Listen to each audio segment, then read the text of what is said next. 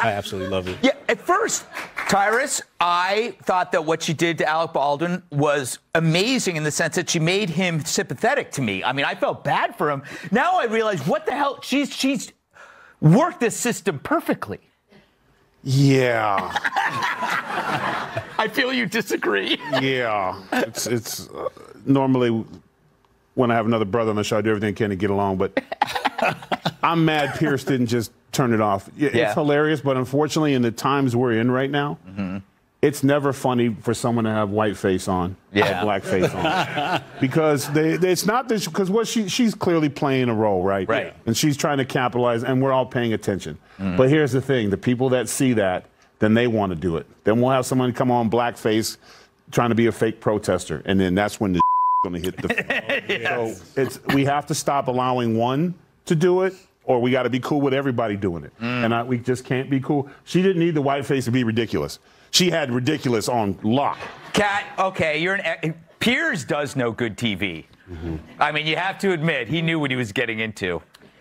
I feel like, I know this isn't the point, but I just really would like to hear from whoever had to mic her up for that interview. Where did they attach the earpiece to her diaper? Oh my God. Her name is Crackhead Barney. Is that her name? Yes. Yeah, Crackhead Barney.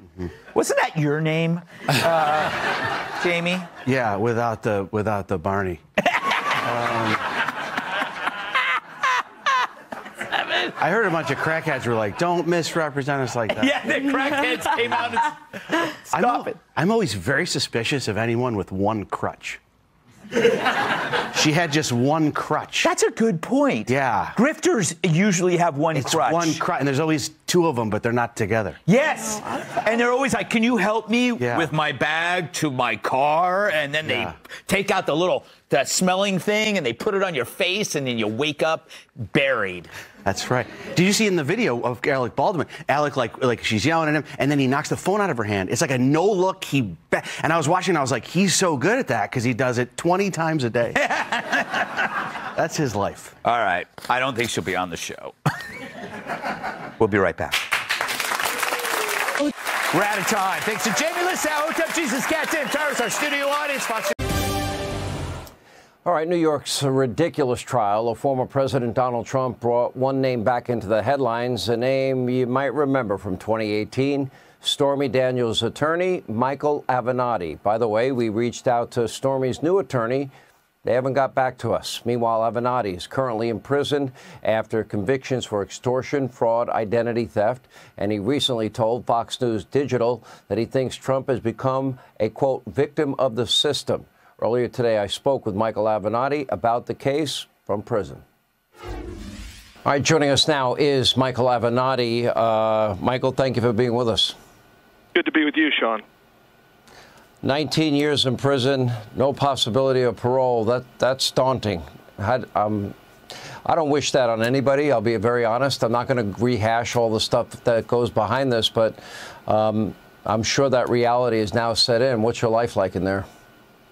Well, I'm doing fine. You know, I'm very blessed, Sean. I've gotten back in touch with my faith. My family stuck by me. You know, 19 years is a draconian sentence, and I've got some pending appeals. It's far in excess of anything I should have ever received, but I'm trying to keep my chin up. Okay, understand. I'm sure it's not easy. Let me go to the heart of this. This case now that is going on in New York, about $130,000. Dollars 8 years ago. And you have said you defended Trump as a victim of the system. I think there's a lot of issues involving the statute of limitations. I have issues involving the judge and donating to Biden. I have issues involving potential conflicts with his family. I have problems with how did they get from a misdemeanor to felony charges on the federal level. As a lawyer, and I'll ask you that first, when you look at the charges itself and the time frame and the judge donating to Biden and possible other family conflicts, what's your reaction to that? Case is grossly unfair, Sean, and that's going to come as a surprise to a lot of people, but I strongly believe that.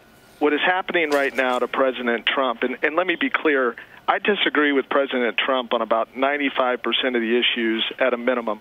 But one thing he and I agree on, and that is that the politicization of these cases, in this case in particular, is gross, it's uncalled for, and it's flat out wrong. This is an effort to deprive millions of Americans of their choice for president. This guy has been indicted now in 4 cases up and down the entire East Coast. Sean, in this country, we don't have serial killers who are prosecuted at the same time in 4 different cases. The timing is wrong, the case is wrong, and he's not receiving due process. Let me ask you, because you were once, FoxNews.com did an article and they had an interview with you, and they pointed out the one-time, quote, most dangerous enemy of Donald Trump, who a lot of people on the left thought would bring down President Trump's, bring down his presidency. And, you know, I remember at the time, I actually met you one time, and I remember at the time that you were passionate. You had the media all over you. You had the media even suggesting, some of them, that you might run for president one day. And obviously you're taking a very different posture now about the case, about where you were then, what you were saying then, and what you are saying now.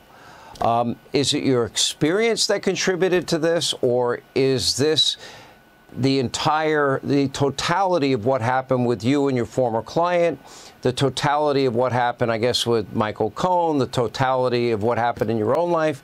Explain. It's such a different Michael Avenatti to me. Can you explain that? Well, I think it's all of what you mentioned, Sean. I do recall when we met, actually, and I recall you and I got along pretty well, actually, that night.